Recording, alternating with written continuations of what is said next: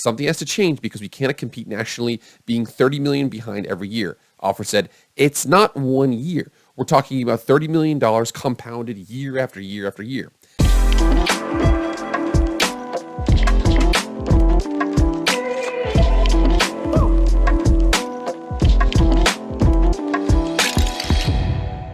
What is up, everybody? It is Jake with Master of Football, back at it again. Happy Monday. Thank you so much for being here. If you want to be up to date on all things college football, pro football, anything related to American football, hit that red subscribe button. You will not be disappointed. Also hit the like button too. Like, share, comment, subscribe. Hit the subs. Almost to 1,000. Without further ado, let's get into the video. All right, guys. So I had, first of all, I want to make sure everybody knows this. I had my first live stream yesterday. I'm probably going to be doing a live stream every Sunday, something I'm going for because I'm not going to be missing any Sundays anytime soon. So again, go check it out. Go on my live on this channel right now. Go check it out. It's interesting.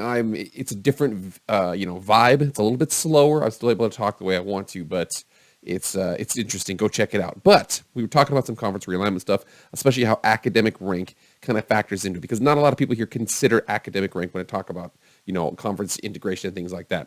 There's a big reason why it sounds crazy, but the Cal Bears are probably a bigger player in conference realignment than the Oregon Ducks are. It sounds insane to say that out loud, but it's probably true.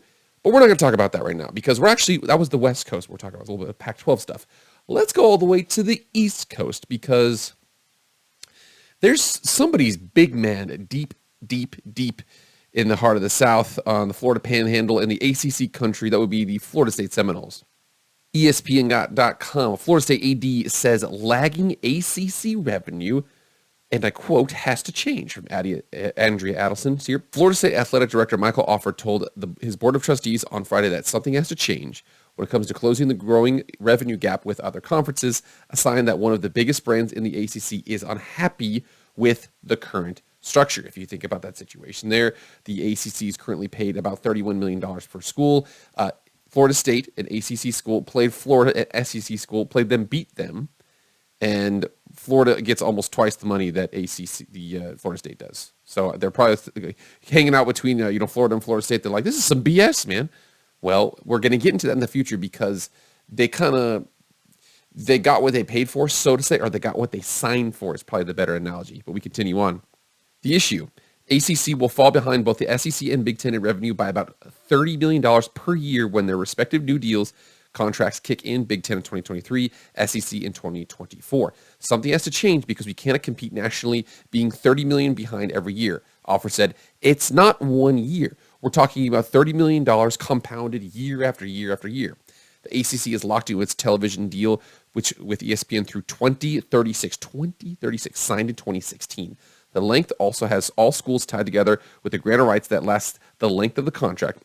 In the most recently available financial filing, the ACC distributed a record $578 million to its members for 2020-2021. The SEC distributed $720 million in 2021-2022, but that is before its new deal kicks in.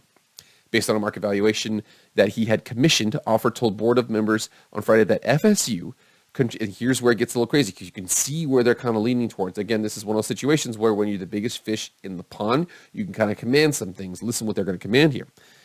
Florida State contributes roughly 15% of the value of the ACC media rights deal, but the school only gets 7% of the distributions as one of its 14 full members of the conference.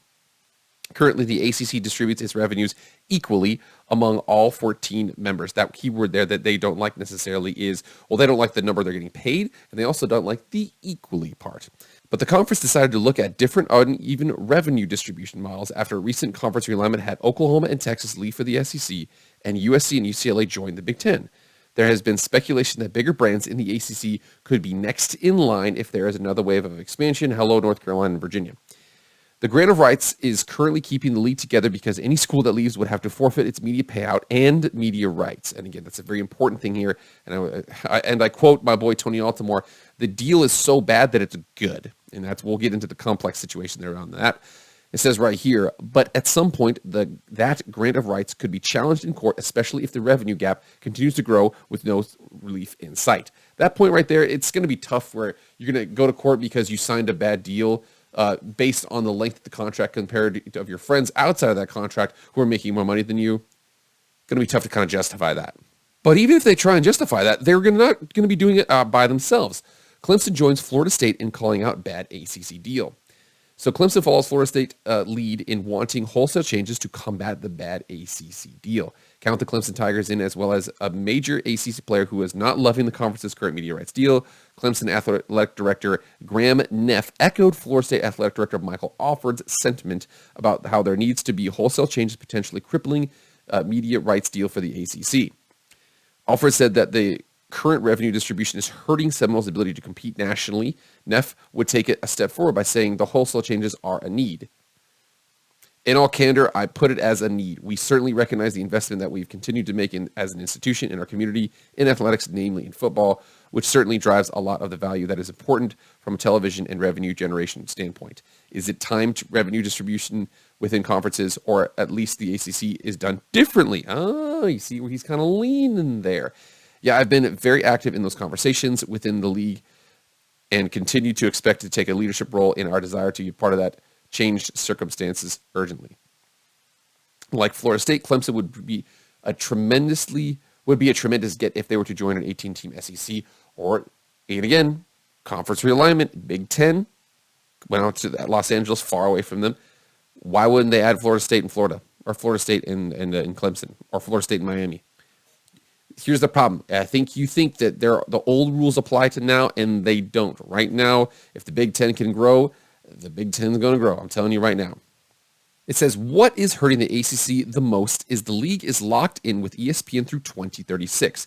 This was by design a few years back to prevent other schools like Maryland from defecting. And again, remember here, it's a deal. There are positives and minuses. There are good and bad for making all decisions. This is one of them. I'm not saying that it's bad wholesale, but it's one of those things where you get what you pay for, you get what you sign for, and this is what they sign for.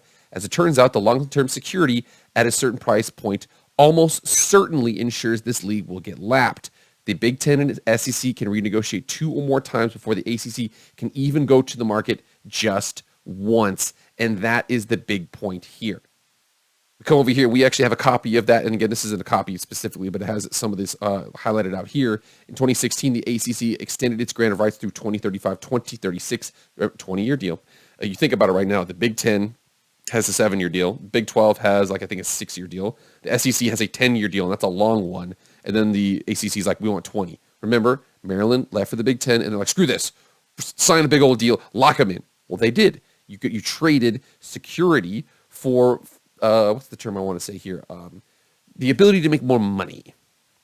Reading here, it says, each member of the institution acknowledges that the grant of rights during the entire term is irrevocable and effective until the end of the term, regardless of whether a member institution withdraws from the conference during the term or otherwise ceases to participate as a member of the conference, the agreement reads.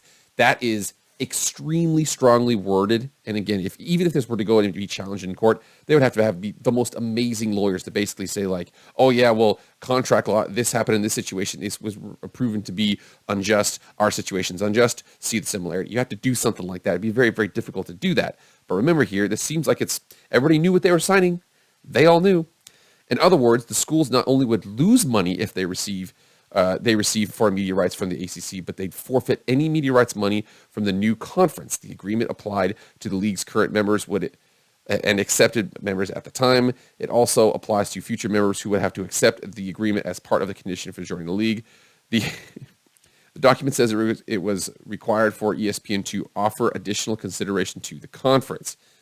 So when you think about that situation there, remember here, Maryland had just left, went to the Big Ten. Most of them are sitting there like, dang, we don't want to keep on losing these teams. What we're going to do, we're going to force people to stick with us. And again, it's one of those things where the grant of rights and the deal, it doesn't really look like there's a very obvious way out of this deal at this point. And again, what I'm actually going to do here is I'm actually going to show you, I have this from a website that's related to credit unions, and it talks about long versus short contracts because it's actually going to highlight exactly what's going on in conference realignment right now. So greenprofit.com or Green Profit Solutions Inc., they have this website here where it goes through short versus long-term contracts. And again, you're going to see how this translates to college football here, even though this is talking about credit unions. So a short-term contract, what the Big Ten, what the SEC, what kind of the SEC, what the Big 12 has signed. lower risk in term length with a definitive exit path. And again, that's a big thing here for especially people who are trying to go up. So the Big 12 is like, listen, we might get plucked, we don't know, but we want to make sure that every other couple of years we're a little more flexible in what we can do. It's great for one-time projects. That doesn't necessarily apply to college football. Increase flexibility and agility. That is huge, and that is what the ACC is drastically missing right now. Now, the big aspect of this, though, is that a con is a short contract, is a short time frame. That's kind of its weird situation. You have to evaluate your contracts often. There's a little bit more work on their part in terms of like Brett Yormark and stuff like that. It's a smaller scope of work. I don't know how much that applies to college football. That's not exactly true. But you come over here to long-term contracts. A long-term contract, a pro of it is it gives you time to invest and build a large scope of work or projects. So we're all together. We know we're going to stick together. Let's do this. Let's do that. Let's do this. Do that. Let's do that. You get out there and you kind of go together. However, I haven't seen a lot of ingenuity on the ACC's part, so I don't really see how that's kind of working here. Better forecasting, plan costs and strategies years in advance. Yeah, better forecasting of plan costs, but not necessarily in profitability of the league. Again, right here, it's the con. There's no flexibility if it isn't working out. It comes with a hefty price tag, and you cannot keep with market and tech changes. So a fancy way of saying you're going to be locked into your deal, you're paying for security, but with that security comes some cost. That cost could be if the value of TV markets goes way up, you don't go up with that. You kind of stay where you're at. Those bigger deals, it sounds kind of crazy. As an example, Patrick Mahomes' deal is 10 years worth $500 million. By the end of his deal, he's probably going to be underpaid. And it sounds crazy to say that out loud, but remember, you cannot keep pace with the market tech changes, and there's no flexibility if it isn't working out. And Florida State and Clemson right now are finding out there's not a lot of flexibility with the ACC's deal. Not a lot of flexibility with the deal. You see the fact that, and again, we already mentioned it before, Florida's going to basically almost be getting twice as much money as Florida State, despite the fact that they beat them. And I guarantee you those Gator fans are going to remind the Florida State fans, you might have won the battle, but you lost the war, kind of that whole situation. But it is insane to think that a 7-year deal by the Big Ten, they're going to have 2 more deals before the ACC even has an opportunity to leave their deal. Now remember here, Oklahoma and Texas did agree to leave and break a little bit of their contract to leave the Big 12 for the SEC. So it's certainly capable. How reasonable is that to happen? I don't really know. All right, guys, get in the comments right now. What's going to happen with the ACC? Are they really stuck until 2036? Are we going to see some action in the 2030s? I'll keep my comments to myself. I want you guys to get in the comments right now. Let me know what you guys think, and we're going to get after it, man. Remember, okay, I got shorts. I got live stream. I've got my videos I post on a regular basis. I'm going to keep on doing this, man. I'm going to grow this channel. We're going to get going, man. I love this. Thank you all so much for being here. Remember, like, share, comment, subscribe, do all that stuff. I appreciate it. That's it for me, guys. I'll see you guys later. I am out.